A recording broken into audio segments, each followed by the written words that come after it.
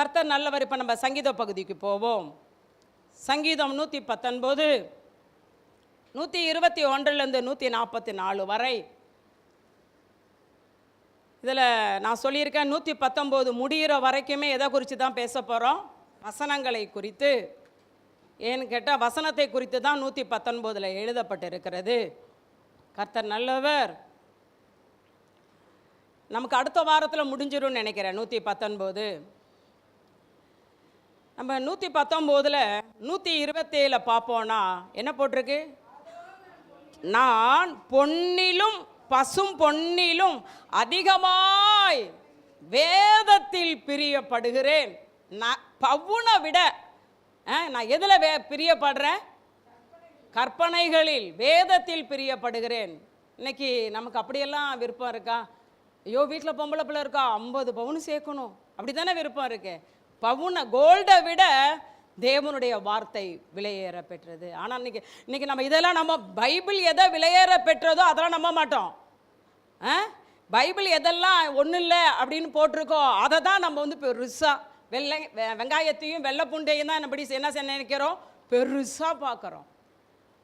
கோல்டை விட விலையேற பெற்றது எது? தேவனுடைய வார்த்தை.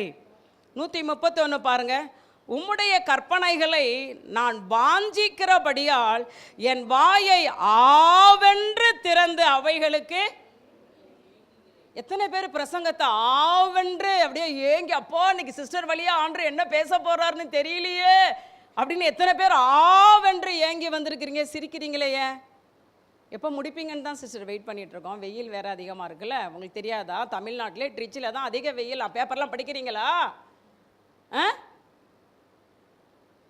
எத்தனை பேருங்க இவ்வளோ தாகத்தோட பிரசங்கத்தை கேட்குறோம்? ஆவென்று கொட்டாய் தான் வருது. ஆன்னு வாலிபப்புல கொட்டாய் விடுது. அதான் வேதனையாக இருக்குது எனக்கு. வயசான கிளவி விட்டா கூட பரவாயில்ல. வாலிபப்புல என்ன விடுது? கொட்டாய் விடுது. நாங்கள் ஏன் கொட்டாய் விடுறோன்னு தெரியுங்களா சிஸ்டர்? ஆரம்பிக்கும் போதே பார்த்து சீக்கிரம் முடிங்கன்னு தான். அல்லேலூயா. பாருங்க, பைபிளில் தயவு செய்து இதெல்லாம் கொஞ்சம் பாருங்க. சரி, இந்த எலியா எடுத்துக்கொள்ளப்படும் போது எலிசாட்ட கேட்டாரு, நீ விரும்புகிறத என்கிட்ட கேளுப்பான்னாரு. அவர் டக்குன்னு என்ன கேட்டாரு? உம்மிட்ட இருக்கிற ஆவியின் வரம் எனக்கு 2 மடங்கு. ஐயோ, அது ரொம்ப அரிதான காரியம். அரிதுனா என்ன? கடினமா. என்னடியம்மா யார் என்னமோ சொன்னீங்களேண்ணா? அரிதுனா என்னன்னு சொன்னீங்க? கடினமா. அரிது தமிழ் டீச்சர்லாம் சொல்லுங்க கொஞ்சம். அரிதுனா என்ன? கடினம். அரிதான காரியம், கடினமான காரியத்தை கேட்டிருக்க. என்னமோ இவர் தர போறாராம். எலியா அப்படியே வரத்தை 2 மடங்கு இவர் தர மாதிரி இவர் சொல்றாரு. இப்போ நான் உங்களை கேட்குறேன், அரிதாய் கேட்டதை தந்தார்ல, இந்த 5ஆவது மாதம் அரிதானதை கேளுங்கல்ல ஆண்டவர்கிட்ட. அரிதான ஒரு காரியத்தை கேளுங்க, நீங்கள் தந்தே ஆகணும். எலிசா அரிதானதை கேட்டான், தந்தீங்கல்ல. நானும் அரிதானதை கேட்குறேன். அரிதான கேளுங்களேன், அரிதானதை கேளுங்க, எனக்கு தாங்க. அரிதான காரியம்தான். நம்ம குடும்பத்தில் ஒரு பிள்ளை டாக்டர் ஆகுது அரிதான காரியம்தான். நம்ம குடும்பத்தின் தலை உயர்த்த என் பிள்ளை சென்டம் வாங்குறது ஒரு அரிதான காரியம்தான். கேட்டு தான் பாருங்களேன், கேட்டு வைங்களேன், கேட்டு வைங்க. ஒரு நல்ல காரியம் கேளுங்க. நீங்கள் இந்த 5ஆவது மாதத்தில் ஒரு அரிதான காரியம் கேளுங்க. கேளுங்கப்பா. ஒரு என் பிஸ்னஸ் நல்லா நம்பர் 1 வரணும்னு கேளம்பா. இந்த இந்த தாலுக்காவிலே என் பிஸ்னஸ் நம்பர் 1 வரணும். விரும்ப அரிதானது தான் கேளு. அரிதானது 20 வருஷம் ஆசீர்வாதம் இல்லை, இப்போ இந்த வருஷமாவது ஆசீர்வாதமாக மாறட்டுமே. கேளுங்க, ஒரு அரிதான காரியத்தை ஆண்டவர்கிட்ட கேட்டு வைங்க. வாலிப பிள்ளைங்களாம் கேளுங்க, அரிதான காரியம். நல்ல சூப்பர் அழகான பொண்ணு வரணும் ஆண்டவரே. அதெல்லாம் அரிது இல்லை, அதெல்லாம் வந்துடும். அரிதான காரியம். அல்லேலூயா. ஒரு பாஸ்டர் சொன்னார், அப்படியே கில்லுன்னா ரத்தம் வர மாதிரி பொண்ணு கிடைக்கணுமா, அப்போனா குஷ்டரோகி இல்லத்துக்கு தான் போகணுங்கிறாரு.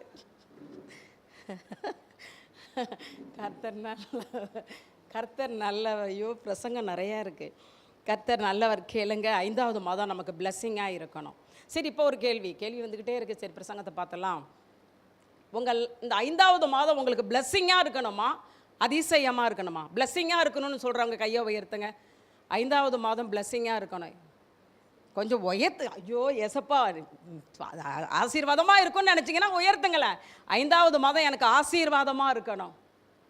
அப்பா குட்டுங்க, தப்பிடுவீங்க. தப்பு. இன்னும் ஒன்று, அதிசயமாக இருக்கணும். அப்போனா பிரச்சனையை கடந்து போகணும். அதான் அதிசயம். பிரச்சனையை கடந்தால் தானே அதிசயம். என்ன உண்மையில் ஒரு எக்ஸாம்பிள் பாருங்கள். இப்போ கொரோனா வந்தது, அநேகருக்கு கொரோனா வந்தது, சிலருக்கு கொரோனா வரல. கொரோனா வராதவர்கள் ஆசீர்வாதமான லைஃபு. அதான் கொரோனா வராதவர்கள் ஆசீர்வாதம். கொரோனா வந்து உயிர் தப்புவிக்கப்பட்டவர்கள் அதிசயம். நல்ல வேளை நிறைய பேர் ஆசீர்வாதமே தூக்குனீங்க. அதே தூக்குங்க, ஆசீர்வாதமே போதும் நமக்கு. அப்போ அந்த அதிசயம்னு சொல்லி அப்படியே அக்குனிக்குள்ளே கொண்டுட்டு போய் வெளியில் கொண்டு வந்து, சிங்கக்கபிக்குள்ளே கொண்டுட்டு போய் அப்படியே வெளியில் கொண்டு வந்து, தண்ணீருக்குள்ளே கொண்டு போய் அப்படியே வெளியில் கொண்டு வந்து, அப்போ நான் சொல்லிட்டேன், ஆண்டவர் வேண்டாம் போதும், நிறைய அதிசயம்னு பேர் வச்சுருக்கோம்னா என்ன அர்த்தம்? ஐயோ அதிசயம்னு பேர் வச்சுருக்கோன்னா என்ன அர்த்தம்? ஐயோ கொடுமை. நான் சொல்லிட்டேன், எப்பா எனக்கு அதிசயமான ஆசீர்வாதம் போதும், ஆசீர்வாதமான லைஃபே அப்பா போதும் போதும். லைஃப் ஆசீர்வாதமாக இருக்க ப்ரேயர் பண்ணுங்கள். ஓகே, டைம் ரொம்ப ஓடி போச்சு. 136 பாருங்க. உம்முடைய வேதத்தை மனுஷர் காத்து நடவாதபடியால் என் கண்களில் இருந்து நீர் தாரைகள் ஓடுகிறது. அப்பா என்ன அருமையான வசனம் தெரியுங்களா இது? மனுஷர் வசனத்தின்படி வாழலையா, அதனால இவர் கண்ணிலிருந்து கண்ணீர் தார தாரையா ஓடுதான். இன்னைக்கு எத்தனை பேர் கண்களில் வசனத்தின்படி நான் வாழலைன்னு எத்தனை பேர் தாரையாக கண்ணீர் ஓடுது? எங்கள் அப்பா அம்மாலாம் வசனத்தின்படி வாழலையேன்னு எத்தனை பேர் தாரையாக கண்ணீர் வடிக்கிறீங்க? தரதரையாக கண்ணீர் வடிக்கிறீங்களா? சிஸ்டர், நாங்கள் கண்ணீர் வடிக்கிறது ஏன் மறுபடியும் இப்படியே கேட்குறீங்க? வியாதி சுகமாகணும்னு கண்ணீர் வடிச்சுக்கிட்டு இருக்கோம். இடிக்கப்பட்ட வாழ்க்கை கட்டப்படணும்னு கண்ணீர் வடிச்சுக்கிட்டு இருக்கோம். பிசாசின் போராட்டம் நீங்கணும்னு கண்ணீர் வடிச்சுக்கிட்டு இருக்கோம். இல்லை, இந்த வசனத்தின்படி வாழ்வதற்காக கண்ணீர் வடிங்க, நல்லா இருப்பீங்க.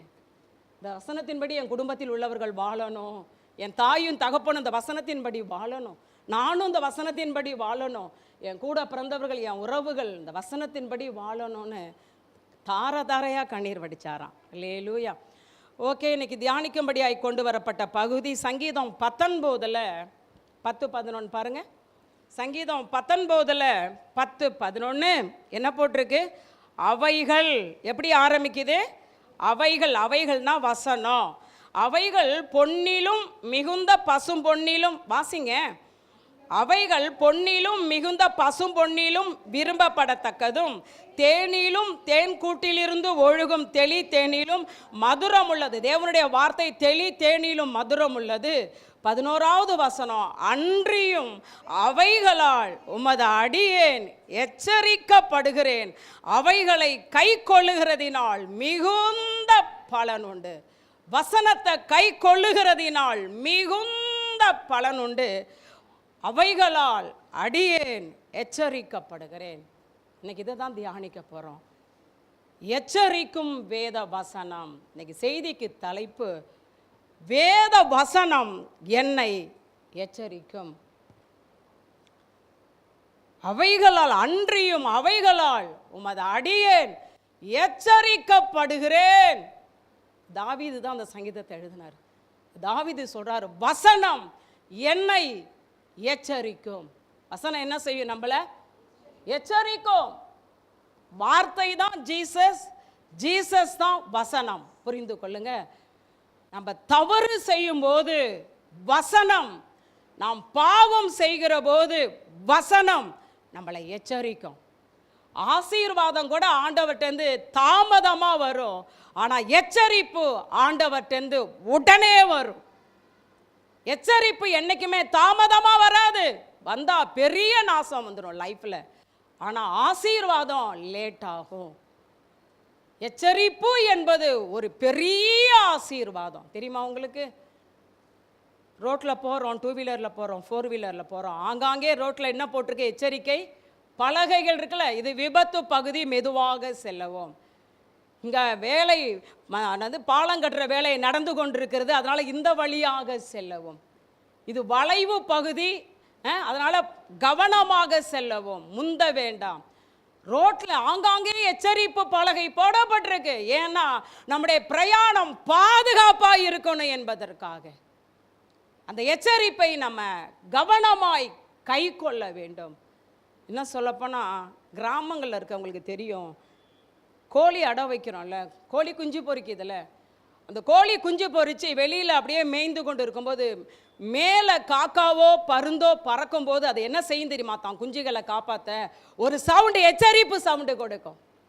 அந்த எச்சரிப்பு சவுண்டு கேட்ட உடனே அந்த கோழி குஞ்சுகள் என்ன செஞ்சிடும்? ஒன்று தாயுடைய ரெக்கைக்குள்ள வந்து இல்லாட்டா ஒரு செடிக்கு கீழே போய் என்ன செஞ்சிடும்? அது அந்த எச்சரிப்பின் சத்தத்தை கேட்டு கீழ்ப்படியலைன்னா காக்கையோ பருந்தோ வந்து என்ன செஞ்சிடும்? அப்போ ஆண்டவர் நம்மளை எச்சரிக்கிற தேவனாய் இருக்கிறார். இந்த வசனம் நம்மளை என்ன செய்யும்? எச்சரிக்கும். அல்லேலூயா. நம்ம எபிரேயர் நிருபம் 11ஆம் அதிகாரத்தில் 7வது வசனத்தை பார்ப்போனா, எபிரேயர் 11:7 நோவாவை குறித்து எழுதப்பட்டிருக்கு. விசுவாசத்தினாலே நோவா காணாதவைகளை குறித்து தேவ எச்சரிப்பு பெற்று, என்னது? தேவன் என்ன செஞ்சார்? நோவாவை எச்சரித்தார். அப்ப நம்மளையும் ஆண்டவர் என்ன செய்வாரு? எச்சரிக்கும் போது எச்சரிப்பின் சத்தத்துக்கு நம்ம கீழ்ப்படிந்தா நல்லா இருப்போம். என்ன செய்யணும்? எச்சரிப்பு சத்தத்துக்கு நம்ம என்ன செய்யணும்? பரலோகம் சில காரியத்தை எச்சரிக்கும். இன்னைக்கு நடக்கிற யுத்தம் நம்மளை எச்சரிக்குது. என் வருகை சமீபமா இருக்கு, சீக்கிரமா ஆயத்தமாகு அப்படின்னு இன்னைக்கு தேசத்துல நடக்கிற காரியங்கள் நம்மளை எச்சரிக்கிறது. இந்த எச்சரிப்பின் சத்தத்தை கேட்டும் நம்ம அஜாக்கிரதையான வாழ்க்கை வாழ்வோம் என்றால் ரொம்ப கஷ்டம். ஒன்றும் இல்லைங்க, வாஷிங் மிஷின் எச்சரிக்கை சவுண்டு கொடுக்கும் தெரியுமா? தண்ணி இல்லைன்னா அது சவுண்டு கொடுக்கும், நாங்கள் கண்டுபிடிக்க முடியும்.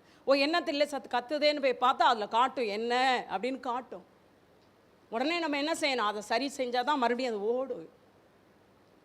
சில வீடுகளில் ஃப்ரிட்ஜ் என்ன செய்யுதுல எச்சரிப்பு சவுண்டு கொடுக்கும். சரியாக டோரை லாக் பண்ணலன்னா ஃப்ரிட்ஜ் என்ன செய்யுது? ஒரு சவுண்டு கொடுக்கும், ஒரு சவுண்டு கொடுக்கும். அது என்ன?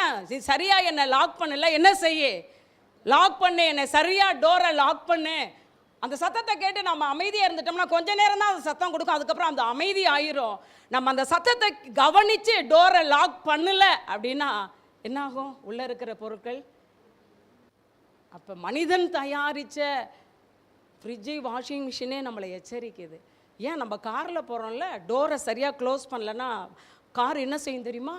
எச்சரிக்கும். பெல்ட்டு போடலைன்னா கார் என்ன செய்யும் தெரியுமா? எச்சரிக்கும். மனுஷன் தயாரித்தது.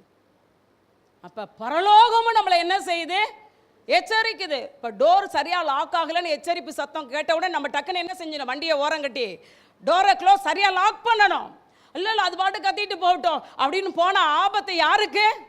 பிரயாணிக்கிற.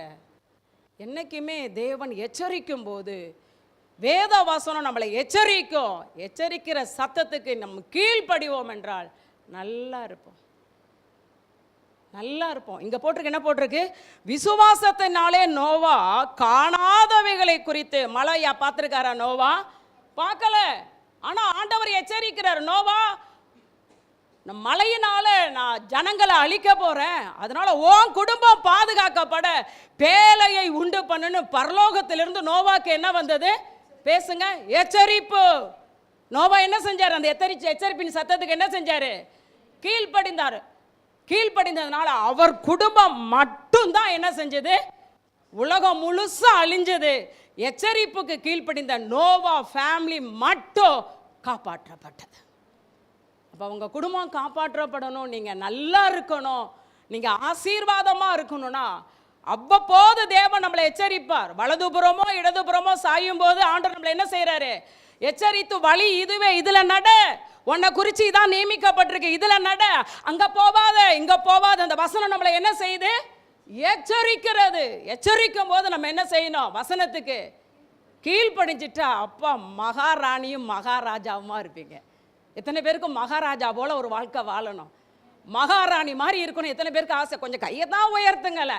மகாராணி மாதிரி இருக்கணும்னா அந்த வேதம் எச்சரிக்கும் போது கீழ்ப்படிஞ்சிட்டா போதும். மகாராஜா போல மகாராணியை போல இருக்கலாம்.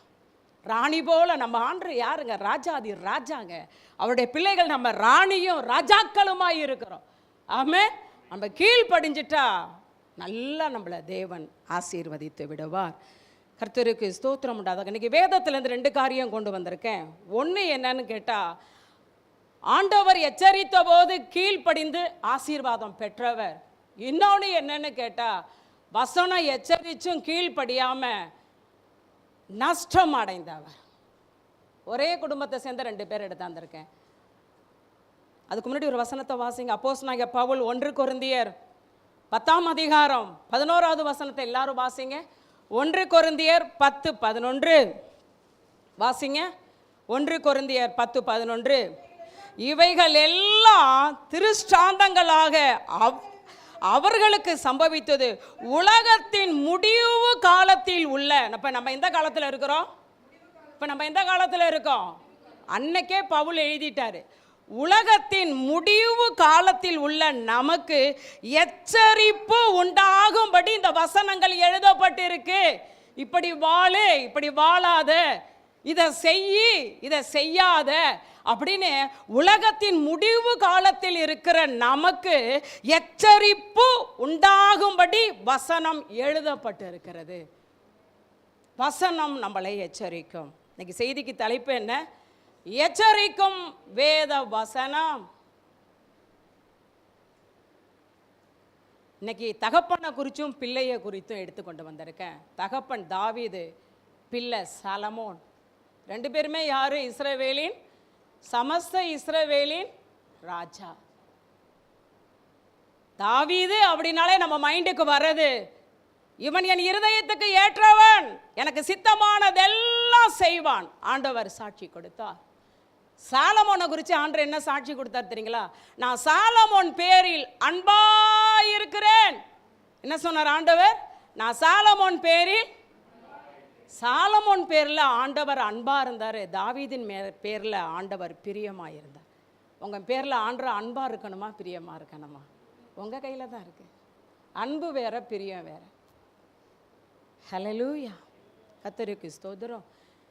இதுல தாவீதும் பாவம் செஞ்சாரு, சாலமோனும் என்ன செஞ்சாரு? தாவீதுக்கும் எச்சரிக்கை தீர்க்கதரிசியை அனுப்புனாரு, சாலமோனை எச்சரிக்க ஆண்டவரே வந்துட்டாரு. சாலமோனை எச்சரிக்க ஆண்டவர் யாரை அனுப்பல? ஊழியர் தீர்க்கதரிசி அனுப்பல, தானே வெளிப்பட்டார். ஆனா தாவீது எச்சரிப்புக்கு கீழ்ப்படிந்தார். வாழ்க்கை மாறியது, இன்னும் ஆசீர்வாதமா மாறினது. ஆனா சாலமோன் எச்சரிப்புக்கு கீழ்ப்படியாதபடியினால் வாழ்க்கை நஷ்டத்துல முடிஞ்சிருச்சு. சாலமோன், அப்பா சாலமோன் என்ன சாதாரணமானவரா? சாலமோன் ஞானத்தில் சிறந்தவர். 3000 நீதிமொழிகளை எழுதினவர், 1500 பாடல்களை பாடினவர். நீதிமொழிகள், பிரசங்கி, உன்னத பாட்டு 3 புக்கு யார் எழுதினது? சாலமோன்.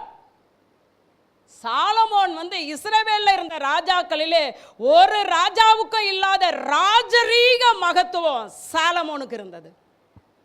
சாலமோன் வாழ்ந்த மாதிரி யாருமே வாழலைங்க. சாலமோன் உடுத்தின மாதிரி யாருமே உடுத்த முடியாது. சாலமோன் அமர்ந்த சிங்காசனம் ஏதோ மரத்தினாலேயோ அதனாலேயோ இதனாலேயோ இல்லை, பசும் பொன். ஆலயத்தை முதல் ஆலயம் அப்படின்னு கட்டுனது யாரு தெரியுமா? சாலமோன். சாலமோனுக்கு அப்பா ஐஸ்வர்யத்தை அள்ளி கொடுத்தார் ஆண்டவர், ஞானம் அள்ளி கொடுத்தார். சாலமோன் நாட்களில் வெள்ளி எல்லாம் ஒரு பொருட்டாவே மதிக்கப்படலை. அந்த அளவுக்கு சாலமோனை மகிமையாய், எனக்கு நான் சொல்ல வேணும்னா தாவீதை விட பூமிக்குரிய ஆசீர்வாதம் சாலமோனுக்கு தான் அதிகமாக இருந்தது. ஆனால் தாவீதுக்கு ஆவிக்குரிய ஆசீர்வாதம் அதிகமாக இருந்தது. உங்களுக்கு ஆவிக்குரிய ஆசீர்வாதம் வேணுமா பூமிக்குரிய ஆசீர்வாதம் வேணுமா? பூமிக்குரிய ஆசீர்வாதம் வேணும்னா சாலமோன், ஆவிக்குரிய பிளெஸ்ஸிங் வேணும்னா. அதே நேரத்தில் தாவீதுக்கு மட்டும் நான் பூமிக்குரிய ஆசீர்வாதம் இல்லாமையா போனுச்சு? கர்த்தர் நல்லவர். எச்சரிப்பு. இப்போ ஃபஸ்ட்டு நம்ம சாலமோனை தியானித்திரலாம். 1 ராஜாக்கள் 11ஆம் அதிகாரம் 6ஆம் வசனம். 1 ராஜாக்கள் 11:6. எச்சரிப்பு பெற்று கீழ்ப்படியாத சாலமோன். எல்லாரும் எடுத்துட்டீங்களா? 1 ராஜாக்கள் 11:6. சாலமோன் தன் தகப்பனாகிய தாவீதை போல கர்த்தரை பூரணமாய் பின்பற்றாமல் கர்த்தரின் பார்வைக்கு பொல்லாப்பானதை செய்தான். அப்பா, இது மாதிரி நம்மளை குறித்து எழுதப்படக்கூடாது. இது மாதிரி நம்மளை குறித்து என்ன செய்யக்கூடாது? இவை என் பார்வைக்கு பொல்லாப்பானதை செய்தான் எழுதப்படக்கூடாது. இப்ப இவன் என்ன பொல்லாப்பான காரியத்தை செஞ்சான் தெரியுங்களா? 1000 மனைவிங்க. அப்பா, ஒன்றை வச்சுக்கிட்டே சமாளிக்க முடியல தானே? உண்மையை சொல்லுங்க. இந்த கொஸ்டின் இங்கே தான் கேட்கணும். ஒன்றை வச்சுக்கிட்டே என்ன செய்ய முடியல சார்? ஒன்றை வச்சுக்கிட்டே என்ன செய்ய முடியல? குமார் சிரிக்கிறாப்புல. அப்போ ஜெயசுதாசமா சூப்பராக இருக்கிறான்னு நினைக்கிறேன். குமார் சிரிக்கிற, குமார் நல்லா இருக்கு. பார்த்தீங்களா? அதான் நான் சொன்னேன், சாத்தானுக்கு கூட தயவு செய்கிறவர் நம்ம ஐயா. அவ்வளோ குமார் மாதிரி உண்மையில் குமார கர்த்தர் காத்துக்கொள்ளணும். குமார் மாதிரி சுபாவங்கள்லாம் லட்சத்தில் 1 கோடிக்கு 1 தான் இருக்கும். குமார்லாம் சர்ச்சுக்கு ஒரு கிஃப்ட்டு. கர்த்தர் காத்துக்கொள்ளணும் குமாரை. குட். குமாரை நினைக்கும் பொழுதுலாம் உள்ளம் சந்தோஷப்படும். நல்ல தம்பி. கர்த்தர் நல்லவர். ஒன்றை வச்சுட்டு என்ன செய்ய முடியல, சமாளிக்க முடியல. இதில் 1000. கர்த்தருக்கு ஸ்தோத்திரம். அப்போ ஆண்டவர் சொல்றாரு, சாலமோன் தேவனுக்கு ஆலயம் கட்டினவன். இப்போ அவன் விக்கிரக ஆராதனை செய்கிற பெண்ணுங்களை போய் மேரேஜ் பண்ணலாமா? அந்த பெண்ணுங்களை போய் மேரேஜ் பண்ணுறான். மேரேஜ் பண்ணினவன் என்ன பண்ணான் தெரியுங்களா? அந்த பெண்கள் அதுங்களுடைய விக்கிரகத்துக்கு தூபம் காட்டணும் என்பதற்காக பலிபீடம் கட்டுன்னு அலட்டுது. இந்த கை, சாலமோனுடைய கை ஜீவன் உள்ள தேவனுக்கு ஆலயம் கட்டின கை. இப்ப கட்டின மனைவி என்ன சொல்றாளுங்க? ஏன் கடவுளுக்கு என்ன செய்ய, நான் தூபம் காட்டணும், நீ என்ன செய்ய, பலிபீடம் ஏன் தேவனுக்கு கட்டு. அப்ப சாலமோன் என்ன செஞ்சிருக்கணும்? என்ன பேசுற? அதெல்லாம் செய்ய முடியாது. இஷ்டம்னா இரு, இல்லாட்டினா போ. 1 2 இருக்கு சாலமோனுக்கு, அதான் 1000 இருக்குல்ல இல்ல? ஹல்லேலூயா. என்ன செஞ்சிருக்கணும்னா ரிஜெக்ட் பண்ண வேண்டியதை அக்செப்ட் பண்ணிட்டாரு. ஐயோ, அந்த கை ஜீவனுள்ள தேவனுக்கு ஆலயம் கட்டின கை. அந்த ஆலயத்தை கட்டி ஜெபம் பண்ணும்போது தேவனுடைய மகிமை என்ன செஞ்சிருந்தது? அந்த ஆலயத்தை மகிமையாய் நிரப்பி இருந்தது. சாலமோன் சாதாரணவர் நினைச்சிடாதீங்க, நல்ல ஒரு ஜெப வீரர். 1000 சர்வாங்க தகன பலி செலுத்தின மனிதன். அதனால தான் இன்னைக்கு 1000 பலிகள், சோதர பலி எல்லாம் வந்தது. அப்பேற்பட்ட சாலமோன் இவளுக்கு என் தேவனுக்கு கோயில் கட்டுனதை என்ன செஞ்சிட்டான்? கட்டிட்டாங்க. அதில் வசனம் போட்டிருக்கு பாருங்க, 7வது வசனம் பாருங்க. சாலமோன் எருசலேமுக்கு எதிரான மலையிலே, எல்லாருமே வாசிங்கல, மோவாபியரின் அருவருப்பாகிய காமோசுக்கும் அம்மோன் புத்திரரின் அருவருப்புனே போட்டிருக்கு பாருங்க. அருவருப்பாகிய மேலோவா அங்க வந்துட்ட வசனம். சரி, மோலோகுக்கும் மேடையை கட்டினான். செய்யலாமா? அந்த காரியம் செய்யலாமா? செஞ்ச உடனே 8வது வசனத்தின் பின்பகுதி பாருங்க. அந்நிய ஜாதியாரான தன் ஸ்திரீகள் எல்லாருக்காக செய்தான். இன்னைக்கு நம்ம தகப்பனுக்காக, நான் தாயை நேசிக்கிறேன், தகப்பனை நேசிக்கிறேன், என் மனைவியை நேசிக்கிறேன், என் புருஷனை நேசிக்கிறேன், என் பிள்ளையை நேசிக்கிறேன் என்பதற்காக இந்த வசனத்தை துக்கப்படுத்தி விடாதிருங்கள். பிள்ளையை நேசிக்கணும், புருஷனை நேசிக்கணும், மனைவியை நேசிக்கணும், பேரண்ட்ஸை நேசிக்கணும், உறவுகளை நேசிக்கணும். ஆனா எதுக்கு கீழேனா? வசனத்தின் கீழே. வசனத்துல சொல்லாத ஒன்றை நாம் செய்யவே கூடாது.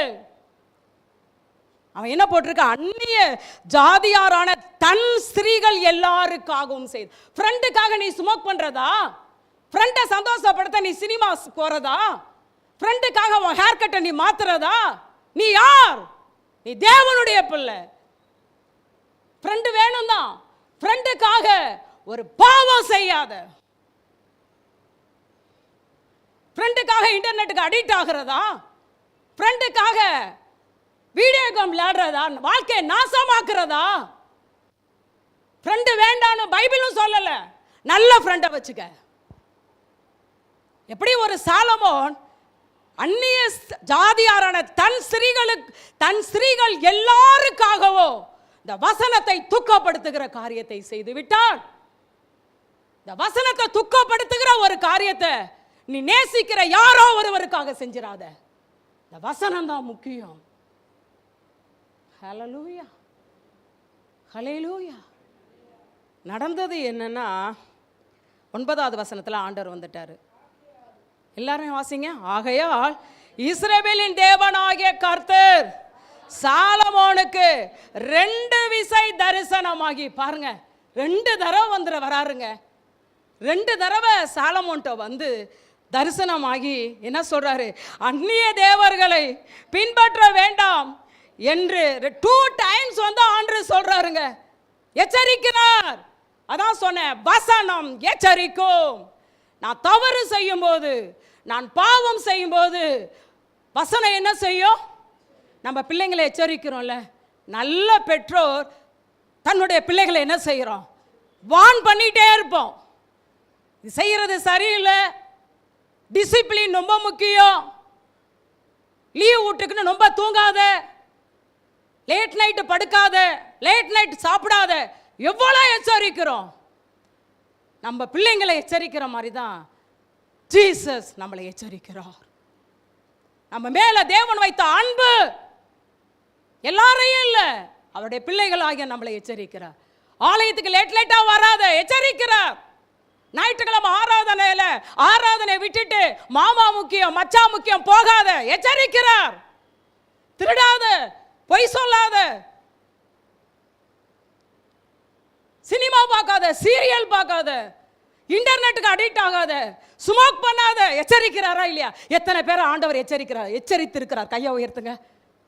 எச்சரிக்கவே இல்லைன்னா நம்ம பாவம் செய்யலன்னு மாதிரி கண்டிக்க கூடாது. நல்லா உயர்த்துக்கு. எத்தனை எச்சரித்திருக்கலாம்? நம்ம மேலே உள்ள அன்பு. இந்த சைடு பார்க்கல, எத்தனை பேர் ஆண்டவர் எச்சரித்திருக்கிறார்? நம்ம மேலே தேவன் வைத்த அன்பு. கடந்த நாளில் ஒரு சகோதரி என்கிட்ட சொன்னாங்க, சிஸ்டர் என் பையன் சேட்டா பண்ணிட்டான், என் பையனை நான் திட்டான், என்னை ஆண்டவர் எச்சரித்தார், இந்த வார்த்தை சொல்லி திட்டாத அப்படின்னு ஆண்டவர் அந்த சகோதரியை வார்ன் பண்ணாராம். பார்த்தீங்களா? நாம் தவறு செய்யும்போது ஜீசஸ் நம்மளை எச்சரிக்கிறார். இப்போ எத்தனை தடவை வந்துட்டார் சாலமோன்ட்ட ஆண்டவர்? 2 டைம்ஸுங்க. 2 டைம்ஸ் வந்து சொல்கிறார், அந்நிய தேவனை என்ன செய்யாத, பின்பற்ற வேண்டாம் அப்படின்னு ஆண்டவர் சொல்கிறாரு. இவன் என்ன செஞ்சான் தெரியுங்களா? அப்படின்னு ஆண்டவர் கட்டளையிட்டு இருந்தும் அவன் கர்த்தரை விட்டு தன் இருதயத்தை திருப்பி, அப்பா என்ன செஞ்சிட்டான்? ஆண்டவருக்கு இப்போ முதுக காட்டிட்டான். போதும்போது 2 தடவை வந்து எத்தரிச்சிங்களா, போதும் போங்க, எனக்கு உங்களை விட என் மனைவி முக்கியம். நம்மளும் இன்னைக்கு ஆண்டவர் எச்சரிக்கும் போது நம்மளும் நம்முடைய இருதயத்தை திருப்புவோம் என்றால் அதுக்கு மேலே ஆண்டவரால் எச்சரிக்க முடியாமல் நம்மளை தண்டிக்கிறார். எச்சரிப்புக்கு கீழ்படிந்துட்டா நல்லா இருப்போம். எச்சரிக்கும் போது என்ன செய்யலை? எவ்வளோ பெரிய சாலமோன், தேவனுக்கு ஆலயம் கட்டின சாலமோன், 1000 சர்வாங்க பலி செலுத்தின சாலமோன், தேவனுடைய மகிமையை பார்த்த சாலமோன், முழங்கால ஆலயத்தில் முழங்கால நின்று மணிக்கணக்காய் ஜெபித்த சாலமோன். இதெல்லாம் பைபிளில் இருக்குங்க பாஸ்டர், பைபிளில் இருக்கு. ஆண்டவர் எச்சரிக்கிறார் பாருங்க. எந்த ஆவிக்குரிய உயர்ந்த நிலைக்கு போனாலும் நான் பாவம் செய்ய வாய்ப்பு உண்டுங்கிறத மனசுக்கு கொண்டு போங்க. எவ்வளோ ஆவிக்குரிய நீதிமொழிகள் எழுதினாலும், உன்னத பாட்டு எழுதினாலும், பிரசங்கி எழுதினாலும், நல்ல ஞானத்தில் சிறந்திருந்தாலும், நான் கீழே விழ என்ன இருக்கு சொல்லுங்க? நான் விழ மாட்டேன்னு யாராவது சொல்ல முடியுமா? வாய்ப்பு இருக்கு. இப்பேற்பட்ட மகிமையை கண்கூடா பார்த்த சாலமோன். ஆண்டவர் எச்சரிக்கிறாரு, திரும்பிட்டாங்க. ஆண்டவருக்கு என்னத்தான் கட்டிட்டான்? அதனால ஆண்டவர் என்ன செஞ்சிட்டாருன்னா 10வது வசனம் வாங்க. இப்போ ஆண்டவர் என்ன செஞ்சிட்டாரு? அவர் கற்பித்ததை கை கொள்ளாமல் போனதினால் கர்த்தர் அவன் மேல் கோபமானார். புரிந்து கொள்ளுங்க.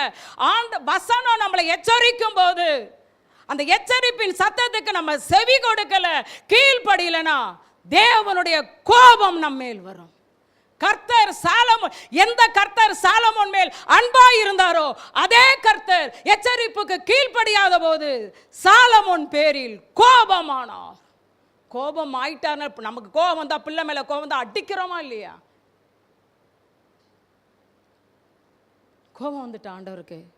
11 பாருங்க. ஆகையால் கர்த்தர் சாலமோனை நோக்கி, நான் உனக்கு கட்டளையிட்ட, எல்லாருமே ரீட் பண்ணுங்க, என் உடன்படிக்கையையும், சத்தமா ரீட் பண்ணுங்க, என் உடன்படிக்கையும் என் கட்டளைகளையும் நீ கை கொள்ளாமல் போய் இந்த காரியத்தை செய்தபடினால் ராஜ்ய பாரத்தை உன்னிடத்திலிருந்து பிடுங்கி அதை உன் வேலைக்காரனுக்கு கொடுப்பேன். உன் பிள்ளைக்கு கொடுப்பேன் நான் சொன்னாரு. ஊழியக்காரனா என்ன நினைச்சிட்டீங்க? ஊழியக்காரனா எங்களை மாதிரி ஊழியக்காரன் இல்லை, வேலைக்காரன், சர்வெண்ட். ஹல்லேலூயா. அடுத்து சொல்லுவார், நான் உன்னை பார்க்கல உங்கள் அப்பாவை பார்க்குறேன் பாரு. அடுத்த வசனம், வேண்டாம் வேண்டாம், நம்ம ஆண்டோடைய அன்பை பார்த்தீங்களா சாலமோன், ஆனாலும் நான் ஒன்றை மட்டும் பார்த்து பிடுங்க விரும்பலை, உங்கள் அப்பாவை பார்க்குறேன்டா. இது மாதிரி நம்ம பிள்ளைங்கள்ட்ட ஆண்டு பேசணும். ரக்கிள், உங்கள் அப்பாவை நான் பார்க்குறேன், உங்கள் அப்பா என்ன என் பாத்திலே கிடக்கிறவர், உங்கள் அம்மாவை பார்க்குற, உங்கள் அம்மாவை பார்த்து அப்படி தான் போவார் ஆண்டவர். நம்மளை நான் அந்த எழுதும்போது சொன்னேன், எங்களை குறித்து எங்கள் பிள்ளைங்கள்ட்ட நீங்கள் பேசணும் ஆண்டவர், பேசணும் ஆண்டவர். உங்கள் அம்மா இப்படி தெரியுமா, உங்கள் அம்மா எனக்காக வைராக்கியம் பாராட்டுகிறவள், அவ பெத்த பிள்ளையாக்கும், நீ இப்படி நடக்கணும். ஹல்லேலூயா. ஆனாலும் நான் அவங்க அப்பாவை பார்க்குறேன், அப்பாவை பார்த்து என்ன செய்ய போகிறேன் தெரியுமா, ஓ நாட்களில் செய்யாமல் 12 பாருங்க, ஆகிலும் உன் தகப்பனாகிய தாவீது நிமித்தம் நான் அதை உன் நாட்களில் செய்வதில்லை, உன் குமாரனுடைய கையில் நின்று ராஜ்யத்தை பிடுங்குவேன். ஐயோ, எவ்வளோ பெரிய தண்டனை. தாவீதுக்கு அப்புறம் சாலமோன் வந்த மாதிரி, சாலமோனுக்கு அப்புறம் சாலமோன் பையன் ரெகொபெயாம் வரணும். ஆனால் இல்லை, உன் சமஸ்த இஸ்ரவேலுக்கு ராஜாவாக்க மாட்டேன், நீ என் எச்சரிப்பை அலட்சியம் பண்ணபடியாக. கோழி குஞ்சி, கோழி தாயோடைய தாய் கோழியோடைய எச்சரிப்பை அலட்சியம் பண்ணால் பருந்து என்ன செஞ்சிடும், பருந்துக்கு இரையாயிரும், காகத்துக்கு இரையாயிரும். அதுபோல் தேவனுடைய எச்சரிப்பு சத்தம் அலாரம் மணி அழிச்சுக்கிட்டே இருக்கு. நீ பண்ணுறது தப்பு, நீ பண்ணுறது தப்பு, நீ செய்யறது தப்பு சொல்லுதா இல்லையா இருதயம்? எதுக்கு ஆண்டவர் மனசாட்சியை வச்சிருக்கிறாரு?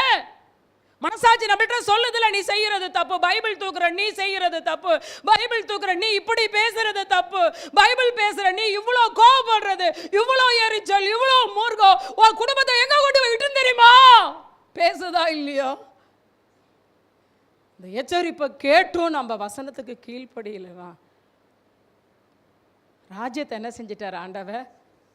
எல்லாரும் சொல்லுங்க, ஏன் ராஜ்யம் பிடுங்கப்பட்டது? எச்சரிப்பு. அதை தான் பையனுக்கு கூட ஆண்டவர் என்ன செய்யல, சாலமோன் பையனுக்கு கூட என்ன செய்யல, யாருக்கு கொடுத்துட்டாரு?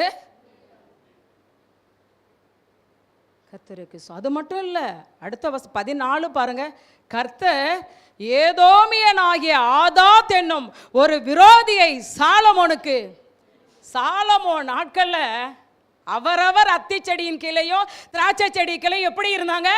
சுகமா இருந்தாங்க. யுத்தமே செய்யாத ஒரு ராஜா யார் தெரியுமா? சொல்லுங்க, சாலமோன். ஏன் யுத்தம் பண்ணல சொல்லுங்க நீங்க? ஏன் சாலமோன் ஒரு யுத்தம் கூட பண்ணல சொல்லுங்க? அவங்க அப்பா எல்லாத்தையும் செஞ்சு முடிச்சிட்டாரு. நம்ம புள்ள நல்லா இருக்கணும்னா, பெற்றோரே உங்க பிள்ளைங்க நல்லா இருக்கணும்னா நீங்க வசனத்துக்கு கீழ்ப்படிந்து நடந்துங்க. தாவீதே எல்லா யுத்தத்தையும் என்ன செஞ்சிட்டாரு? செய்து முடித்ததுனால சாலமோன் நாட்களை என்னவே கிடையாது. வாய் திறந்து பேசுங்க, யுத்தமே கிடையாது, விரோதியே கிடையாது. ஆனா இப்ப சாலமோன் தேவ எச்சரிப்புக்கு கீழ்ப்படியாதனால ஆண்டவரே என்ன செய்யறாரு? விரோதியை ஏற்படுத்தி அதுக்கப்புறம் பகையும் யுத்தமும். ஹல்லேலூயா ஜீசஸ். 1 ராஜாக்கள் 11:25 ஆதாத் பொல்லாப்பு செய்ததும் அல்லாமல் ரேசோன் சாலமோனுடைய நாளெல்லாம் இஸ்ரவேலுக்கு விரோதியாய் பகைத்தான். 2 விரோதியை கர்த்தர் எழுப்பினாருங்க சாலமோனுக்கு. சாலமோன் நாட்களில் ராஜ்யம் என்ன செஞ்சிச்சு? 2 எல்லாம் செய்யுங்க, 2 இப்படி செய்யுங்க. 2 என்ன செஞ்சு? சாலமோனுடைய ராஜ்யம் என்ன செஞ்சிருச்சு? 10 பேரை 10 கோத்திரத்தை வேலைக்காரனுக்கு கொடுத்துட்டாரு, 2 கோத்திரத்தை அவன் பையனுக்கு. அது எதனால தெரியுமா? தாவீதுனால. இவ்வளோ பெரிய லாஸ் வந்ததுக்கு ஒரே காரணம் தான், எச்சரிப்புக்கு என்ன செய்யலை. இவ்வளோ பெரிய நஷ்டம் பிள்ளைங்களுக்கு வச்சுட்டார் பார்த்தீங்களா? 2வது எச்சரிப்புக்கு கீழ்ப்படிந்து ஆசீர்வதிக்கப்பட்டவர் தாவீது. இதை நான் அப்படியே சொல்லி முடிச்சிடறேன், நமக்கு டைம் ஓடிட்டு. நமக்கு தெரியும் தாவீது ராஜாவானதுக்கு அப்புறம் ஒரு தப்பு பண்ணார். அவரை குறித்து எழுதியிருக்கும் இந்த ஒரு காரியம் மட்டும்தான் அவர் செஞ்சது தப்பு, பாக்கி எதுவுமே அவர் தப்பு பண்ணலைன்னு பைபிளில் எழுதப்பட்டிருக்கும். நமக்கு தெரியும் என்ன தப்பு பண்ணார். தன்னுடைய யுத்த புருஷருடைய மனைவியை என்ன செஞ்சிட்டார்? பச்சேபாலை, உரியாவின் மனைவியாகிய பச்சேபாலை தனக்கு எடுத்துக்கிட்டார். அது மாதிரி செய்யலாமா? பிறனுக்குள்ள யாதொன்றையும் இச்சையாதிருப்பாயாக. உங்கள் அக்காட்டு இருக்க புடவை பிடிச்சிருக்குன்னு பிடுங்கக்கூடாது. பிறனுக்குள்ளே யாதொன்றையெல்லாம் புடவையும் தான் வருது. பிறனுக்குள்ளே ஒரு ஹேண்ட்பேக் ரொம்ப நல்லா இருக்கு, கொடுத்துட்டு போக்கா.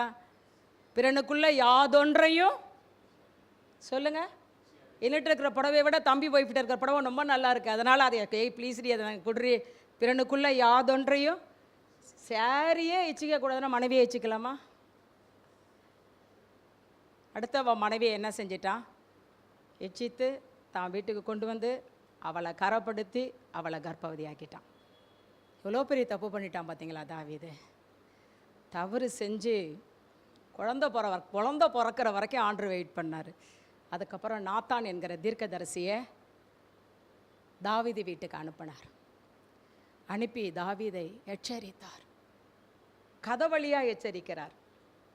நீயே அந்த மனுஷன்.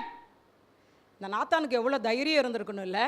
ராஜாட்ட போய் சொல்லணும், நீயே அந்த மனுஷன் அப்படின்னு தவற சொன்னதுக்கப்புறம் தாவீது என்ன செஞ்சிட்டார்னா, 2 சாமுவேல் 12ஆம் அதிகாரம், நமக்கு இப்போ ரொம்ப டைம் ஓடிட்டு 9வது வசனம். கர்த்தருடைய பார்வைக்கு பொல்லாப்பான இந்த காரியத்தை செய்து, எப்படி சாலமோன் கர்த்தரின் பார்வைக்கு பொல்லாப்பானதை செய்தாரோ அதே போல தாவீதும் கர்த்தரின் பார்வைக்கு பொல்லாப்பானதை செய்தார். பொல்லாப்பானதை செய்து, வசனத்தை ரீட் பண்ணுங்க. அவருடைய வார்த்தையை நீ அசட்டை பண்ணினது என்ன? இன்னைக்கு ஆண்டவர் நம்மளையும் அப்படிதான் கேட்பார். என் வார்த்தையை நீ அசட்டை பண்ணிட்டியே. இன்னும் வசனத்தை எடுக்கலையோ, தேடிட்டு இருக்கீங்க போல இருக்கு. 2 சாமுவேல் 12:9. அவருடைய வார்த்தையை நீ அசட்டை பண்ணினது என்ன? ஏத்தியனாகிய உரியாவை நீ பட்டயத்தால் மடிவித்து அவன் மனைவியை உனக்கு மனைவியாக எடுத்துக்கொண்டு அவனை அம்மோன் புத்திரரின் பட்டயத்தால் கொன்று போட்டாய். இப்போதும் நீ என்னை அசட்டை பண்ணி ஏத்தியனாகிய உரியாவின் மனைவியை உனக்கு மனைவியாக எடுத்துக்கொண்டபடியினால் பட்டயம் என்றைக்கோ உன் வீட்டை விட்டு விலகாதிருக்கோ அப்படின்னு சொல்லிட்டு நாத்தான் கடந்து போயிட்டார். எவ்வளோ பெரிய தண்டனை பார்த்தீங்களா? ஏன்னா அவ்வளோ பெரிய பாவம் இல்லை, கொன்னுட்டான் அந்த அம்மா பையன், அவரையே கொன்னுட்டான். இப்போ ஆண்டவர் எச்சரிக்கிறார், பட்டயம் வரப்போகுதுன்னு. அதில் இன்னொரு வார்த்தை கேட்பார் ஆண்டவர், தாவீது நீ உனக்கு வேறு பொண்ணு, அழகான பொண்ணு வேணும்னு என்கிட்ட கேட்டிருந்தா நான் தந்திருக்க மாட்டேனா? ஆண்டவருடைய அன்பை புரிந்து கொள்ளுங்க. பழைய ஏற்பாடு காலத்தில் தான் பல மனைவி, புதிய ஏற்பாடு காலத்தில் பல மனைவி நினச்சிட்டு உட்காந்துருக்காதீங்க. ஆண்டவர் அன்பா சிஸ்டர் அப்படின்னு இன்னும் ஒன்று பார்த்தீங்க டேஷ், அது பழைய ஏற்பாட்டில் அவ்வளோ அன்பா சிஸ்டர், ஐயோ தெரியாமல் போயிடுச்சேன் சிஸ்டர் அப்படின்னு ஏதாவது பண்ணுனீங்க, அது கள்ள காதலாம். நான் சொல்லலப்பா, சொல்லிக்கிறாங்க. கள்ளக்காதல் வேண்டாம். லேலூயா. எனக்கு தெரியும் நீங்கள் யாரும் செய்ய மாட்டீங்கன்னு. ஆவிக்கு, அதாவது தாயை போல தான் பிள்ளை. ராஜா எப்படியோ அப்படி தான் ஜனமா, ஊழியக்காரன் எப்படியோ அப்படி தான் சபை. இப்போ பட்டயம் வரும்னு சொன்ன உடனே 13 பாருங்க. அப்பொழுது தாவீது நாத்தானை அரெஸ்ட் பண்ணான்னு போட்டிருக்கா. அப்பொழுது தாவீது நாத்தானிடத்தில் நான் கர்த்தருக்கு விரோதமாய் பாவம் செய்தேன், தப்பு பண்ணிட்டேன். எச்சரிப்பு வந்த உடனே அழ ஆரம்பிச்சிட்டான், நான் தப்பு பண்ணிட்டேன் நாத்தான். தாவீது யாரு? நாத்தான் யாருங்க? தாவீது ராஜா, நாத்தான் சாதாரண தீர்க்கதரிசி. ராஜாவாகிய தாவீது தீர்க்கதரிசியாகிய நாத்தானை பார்த்து சொல்ற, நான் தப்பு பண்ணிட்டேன். உடனே நாத்தான் சொல்றாரு, தாவீதே நீ சாகாதபடிக்கு கர்த்தர் உன் பாவம் நீங்க செய்தோர். உடனே அங்க தாங்க 51வது சங்கீதம் எழுதுறாரு.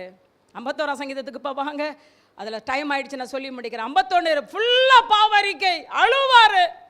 51:2 சொல்லுவாரு, என் அக்கிரமம் நீங்க என்னை முற்றிலும் கழுவி என்னை பாவமர சுத்திகரியும்பா. 10 சொல்லுவார், ஆண்டவரே நான் தப்பு பண்ணிட்டேன், எனக்கு சுத்த இருதயத்தை தாரும், எனக்கு சுத்த இருதயத்தை தாரும். 11 பாருங்க, உங்க சமூகத்தை விட்டு என்ன தள்ளிடாதீங்கப்போ, நான் தப்பு பண்ணிட்டேங்கிறதுனால என் சமூகத்தை ஆலயத்துக்கு வராத, என்னகிட்ட வராத, என் பிரசனத்தை இனிமே உனக்கு கொடுக்க மாட்டேன், என் ஆவியை ஒன்ட்டு எடுத்துருவேன், ப்ளீஸ் அதை செஞ்சிடாதீங்க, அதை செஞ்சிடாதீங்க, அதை செஞ்சிடாதீங்க. அப்பா இப்படி அழணுங்க. பரிசுத்த ஆவியை எடுத்துடாதீங்க ஆண்டவர், உங்க சமூகத்தை விட்டு தள்ளிடாதீங்க, என் ஆலயத்துக்கு நீ வரக்கூடாதுன்னு சொல்லிடாதீங்க, நான் தப்பு பண்ணிட்டேன், என்ன மன்னிச்சிருங்க, என்ன மன்னிச்சிருங்க, என்ன மன்னிச்சிருங்க. என்ன மன்னிச்சிருங்க, என்ன தண்டிச்சு கூட கொடுங்க, ஆனால் ஆலயத்துக்கு வராது, பிரசன்னத்துக்கு என் சமூகத்தில் என் மூஞ்சில முழிக்காதுன்னு சொல்லிடாதீங்க ஆண்டவரே. என்னை மன்னிச்சிருங்க, என்னை மன்னிச்சிருங்க, என்னை மன்னிச்சிருங்க. தகப்பன் எங்க, புள்ள எங்கங்க? புள்ள முதுகை காட்டினா தகப்பன் முதுகு என்ன காட்டினாரு? முகத்தை காட்டினார். நடந்தது என்ன தெரியுமா? ஆண்டவர் தாவீதை மன்னித்தார். அதுக்கப்புறம் தான் சொல்லுவார், தாவீது என் இருதயத்துக்கு எனக்கு சித்தமானதெல்லாம் பைபிளில் போட்டிருக்கோம். அதுக்கப்புறம் தாவீது வேற ஒரு பாவமும் செய்யலைன்னு பைபிளில் போட்டிருக்கோம். தாவீதுடைய ஸ்பெஷாலிட்டி என்ன தெரியுங்களா? ஒரு தடவை பாவம் செஞ்சிட்டார்னா, ஆண்டவர் உணர்த்திட்டார்னா சாகிற வரைக்கும் அந்த தவறை செய்யவே மாட்டார்.